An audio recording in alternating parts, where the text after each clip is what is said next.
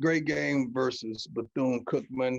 First and foremost, I got the utmost respect for Bethune-Cookman and what they've endured throughout the consequences of the storm and how they've just rallied to stay together. The kids have been from city to city, state to state, and they haven't given up. They haven't quit, and they're in need of resources and help. And I wish we could just rally together and kind of give them some type of assistance. But a lot of respect. The coach is doing a wonderful job. Love him. I appreciate him. I wish him the best throughout the entire rest of the season. Onto the game. Tremendous output from the offense, especially in the first quarter. We came out on humming. Defensively, they did what they normally do. They had 7 sacks, tied NCAA record with, I think, 3 safeties. We was allowed only 3 of 16 on third downs. Offensively, almost 500 yards total. Quarterback had a pretty decent game touchdown wise, but also career high interceptions of two. 9 different players caught passes. We came to play on all 3 phases. Special teams contributed dearly, and we got the victory. And it's a great crowd. Surprisingly, I mean, it was a great crowd there in Jacksonville. The city did a phenomenal job. Didn't look empty whatsoever. They did a phenomenal job of being a host city. So my hats off to everyone at Bethune as well as Jacksonville. Appreciate those comments, Coach. We're now open up for questions. First question goes to Charles Bishop. How you doing, Coach? What's up, boss man? How you doing, sir? I'm doing well. I wanted to ask, and you alluded to it in your opening statement, but the fast start by Jackson State's offense has been something that you've been preaching now for the past few weeks in regards to getting out the gate fast.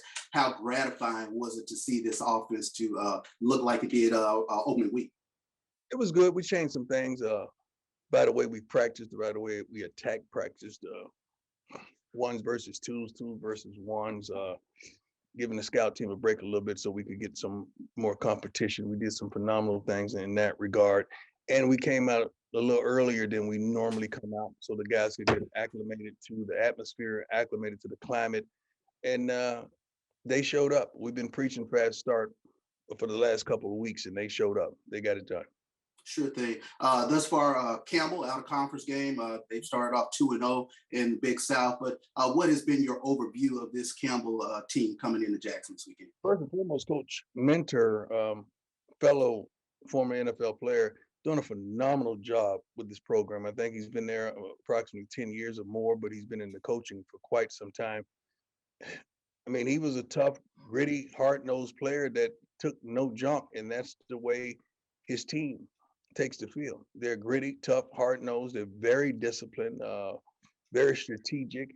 I like what they're doing offensively. Defensively, they're stout. They got some guys that can get after the passer. Got some high-ranking recruits. One of them, I believe, has an interception. We got a third-ranked guy in FCS, 20 tackles on the season, interception. He's doing Rouser, I believe, that's the name, if I'm incorrect. Correct. Yes, sir. They're doing some wonderful things, man. I really have a lot of respect for Coach Mentor and what he's accomplished there. Sure thing. Appreciate it, Coach. Thank you, my man. Next question goes to Zach McKinnell.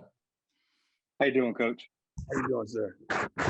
Before we get into the game, can you speak quickly about how important it is for you guys and what Mike Mentor and Campbell's doing in terms of the recruiting trail, in terms of really being, you guys both last year had 2 of the highest classes in FCS history. How important is that for the rest of the FCS and for future high school recruits to see that Miles Rouser, Travis Hunter, or Shador Sanders can be successful at the FCS level? Well, it's not just getting those guys, recruiting those guys. It's winning with those guys. It's getting these guys developed so they could go to the next level. It's one thing to get them, but now you got to develop them. You got to win so that you get the eyeballs of the country, because we can say what we want. The team that wins the most in the NFL, the most guys go to the Pro Bowl, normally are the top teams. So you got to win, but you got to develop these guys. But it's wonderful. What he's doing over there is tremendous, and I'm proud of him.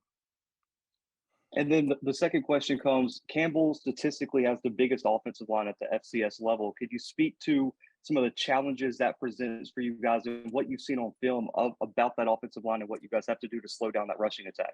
Well, when you hear of a big line, you normally hear about running the football. we're pretty good in running the football as well as throwing the football. I mean, we really have a balanced team that presents you with some advantages, but also is disadvantages as well when you get ready to throw the darn football because those big guys got to move. I remember when I first when I first got here at Jackson, I think we had two guys with like 800 pounds between the two. I got them out of here so quick, but they couldn't move. The only time they moved is at the training table. They moved really well in there. So it's not always what you think, but in those regards to the two guys from Campbell, they can get down, they can move. Thank you, Coach. Good luck this weekend. Next question goes to Dr. Cavill. My man. Hey, how's it going, Coach? This is Kenyatta, Dr. Bills. I'm doing well. Dr. Bills inside the HBC Sports Lab. Want to talk about the previous game a little bit about how balanced you were offensively, running the ball, and also in terms of throwing the ball. But the fact you were able to do it with such diversity of the number of players, how much is that purposeful about recruiting at a high level, but giving folks that practice extremely hard the opportunity to get game time? Well, it is very vital because these guys work their butts off and they want to be rewarded at some point in time. All three of our backs that you saw mainly, there were starters at one point this season. A guy might have fumbled that lost his job or didn't have a great practice that lost his job. And it's competitive like that. We had another guy did a phenomenal job that we knew could play this game, but he had to develop a little more before we trust him with the simplicity of carries. Did a phenomenal job, but it was something that we desired to go out there and run the darn football. We get too pass happy at times, and we rely on throwing the ball down the field a little too much. So just to have balance, we needed to run the darn football and get back into being physical up front, and we showed that, and we're capable of doing that. On to this matchup against Campbell, two quarterbacks that are playing at a high level, both teams able to run the ball with talent at the running back position and also receivers that are equal on both sides of the ball when you talk about whether Williams, Sanders, Barr, or Wilkerson, Hill, or Daniels. Talk about what you want to see your defense do to their offensive side of the ball that's been effective this year. Well, I want to say our defense continued to do what they've been doing. Our defense is first in total defense, first in pass defense, fourth in rushing defense, first in scoring defense, first and third down defense. You talking about that defense? That defense. Yeah, that's the one that we want to continue being who they are. We don't want them to disappear on this stage called the homecoming. Coach did a phenomenal job with these guys, but what you see in the game is normally what you see at practice, and it's so competitive that they know if they lose contain or get out of their gap, they come in right out of there.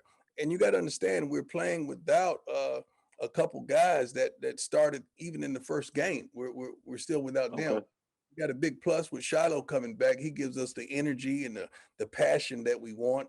Hopefully Travis has a good week of practice and he'll be in there as well. We left a couple guys due to disciplinary actions last week. Hopefully they get their stuff straight so they could be back as well.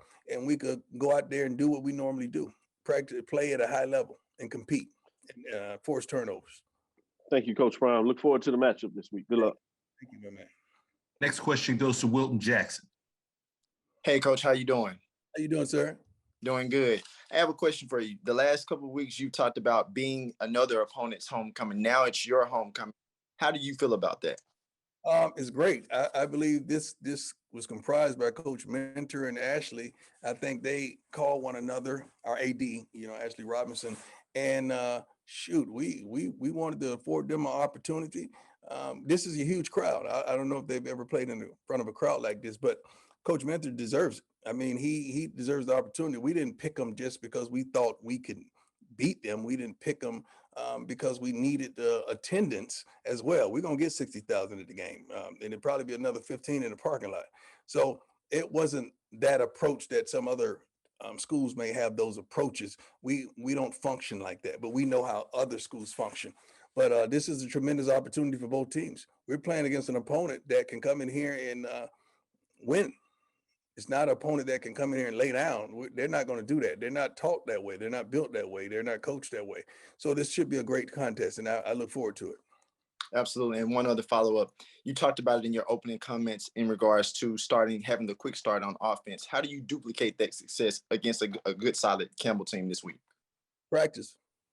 We practice how we play, and we pray to play how we practice. Practice is everything for us. I know how we're gonna. I know what we were gonna do on fourth downs last week. We were garbage. I think we was 0 for 4 on fourth downs conversion. The only reason I went for them because we was in a situation where it was too close to punt and too far for a darn field goal. So if we got in, the defense was playing excellent, but we were horrible during the week in situational football. Sometimes at the end of the practice, I put us in certain situations just to see how we would react. And we didn't react well in practice, so we didn't react well in the game. Thanks, Coach. Thank you, sir. Next question goes to Ken Rashad. Coach Ken Rashad, HBCU Sports. Let me take a moment to congratulate you on the 60 Minutes interview that aired on yesterday.